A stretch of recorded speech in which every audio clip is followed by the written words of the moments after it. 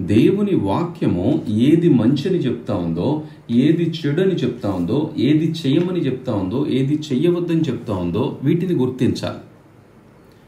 మంచి చెడుల విచక్షణ దేవుడు మనకిచ్చాడు. ఏది చెయ్యాలో ఏది చేయకూడదో చెప్తున్నాడు. సో ఈ కండిషన్స్ అన్నిటినీ మనం ఎలా నేర్చుకోగలుగుతాం, ఎలా వాటిని అనుసరించి నడుచుకోగలుగుతాం?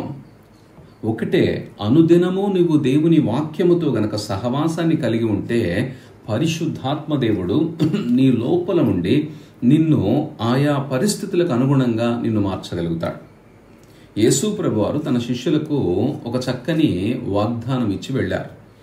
ఏమిటంటే, మీరు రాజుల ఎదుటను అధికారుల ఎదుటను మీరు నిలవబడినప్పుడు వారితో ఏమి మాట్లాడవలెనా అని మీరు ఆలోచన చేయవద్దు, ఆందోళన చెందవద్దు. కారణం ఏంటి? నేను మీలో ఉంటాను కనుక మీతో నేను మాట్లాడిస్తాను. So we need to understand, దేవుడు మనలో ఉండటానికి ఇష్టపడుతున్నాడు.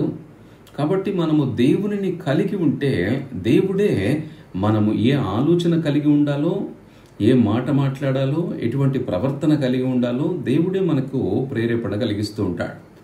కొన్ని సందర్భాలలో మన లోపల ఉన్నటువంటి పరిశుద్ధాత్మను కూడా మనము తిరస్కరించి మన యొక్క సొంత కోరికలను నెరవేర్చుకునేటువంటి ప్రయత్నం చేస్తాం.